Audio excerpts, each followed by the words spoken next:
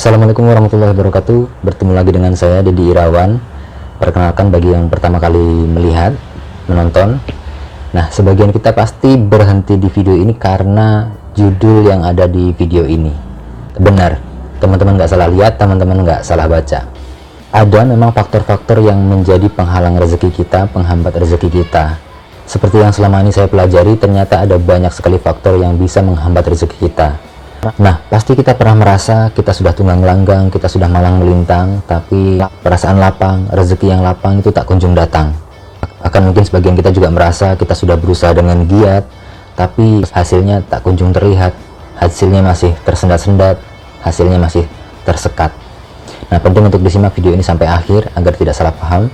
Kita simak satu persatu dan saya akan berusaha memberikan contohnya dari masing-masing faktor penghambat rezeki kita. Faktor yang pertama, dendam.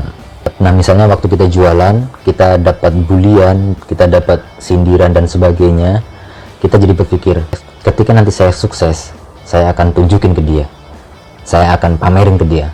Nah, gitu. Ini adalah bagian dari dendam-dendam kecil yang sangat gampang terjadi pada diri kita, dan tentunya ini bisa menjadi penghambat rezeki kita. Contoh yang lain, dulu waktu teman kita banyak duit tuh, lupa sama kita. Nah, nanti kalau saya sudah sukses, saya sudah banyak uangnya, saya akan ceng-cengin dia.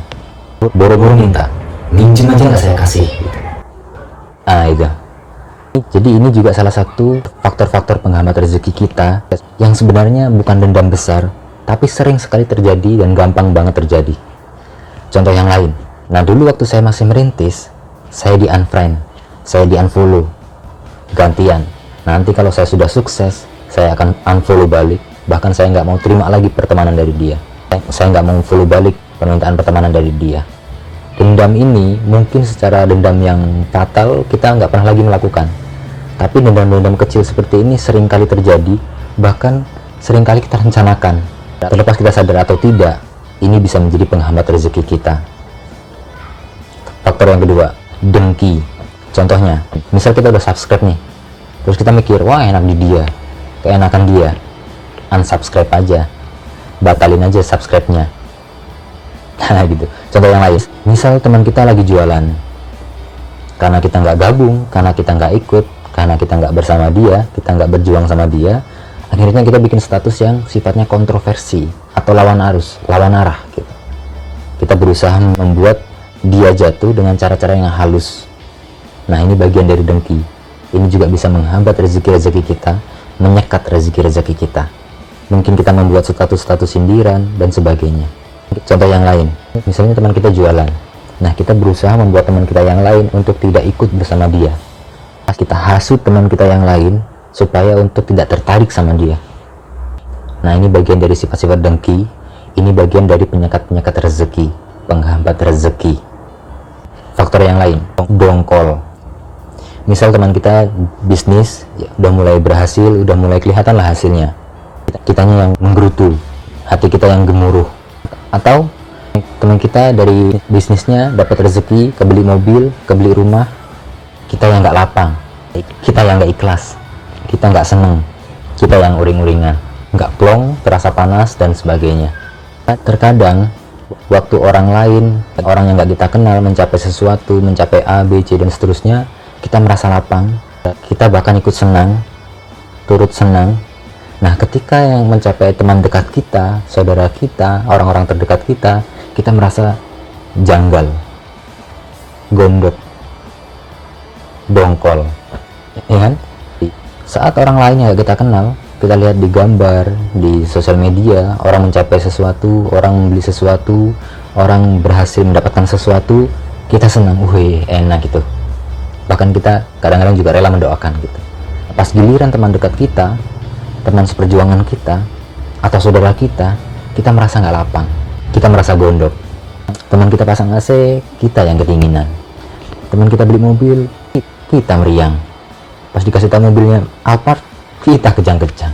Nah, jangan heran kalau rezeki kita tersendat-sendat, kalau rezeki kita terhambat.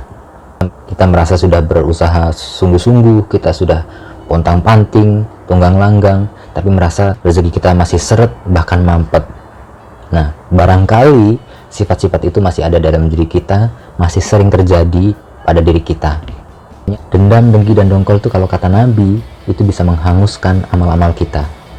Capek-capek kita beramal, tahu-taunya hangus karena perilaku-perilaku kita. Kata Ali juga, dendam, dengki, dan dongkol itu persis seperti ranting kering yang terbakar. Habis. Analoginya, persis seperti kita mengisi air dalam ember yang bocor. Dendam, dengki, dan dongkol itu yang membuat ember kita bocor. Sehingga seperti apapun kita mengisi air itu, mengisi ember itu, sulit sekali terisi karena bocornya ember kita, yang disebabkan karena perilaku-perilaku kita. Mungkin dendam, dengki, dan dongkol yang sifatnya fatal, mungkin tidak. Nah, tapi sifat-sifat dendam, dengki, dan dongkol yang kecil itu masih sering kali terjadi, masih gampang sekali terjadi, dan memang sangat mudah terjadi. Bahkan pesan lain, dendam, dengki, dan dongkol itu ibarat kita minum racun, tapi kita berharap orang lain yang mati. Kita yang minum racun, kita berharap orang lain yang mati. Bagaimana kita bisa menyamai pencapaian orang lain, bahkan melampaui pencapaian orang lain, kalau sifat-sifat ini masih ada dalam diri kita? Karena dendam, dengki, dan dongkol itu ibarat kita tidak ridho dengan ketetapan Allah. Saya berharap sekali tayangan ini bisa mengingatkan kita sama-sama, membuat kita bermuhasabah, membuat kita berevaluasi, cross-check diri, bercermin diri. Barangkali perasaan-perasaan itu masih sering terjadi, masih ada dalam diri kita.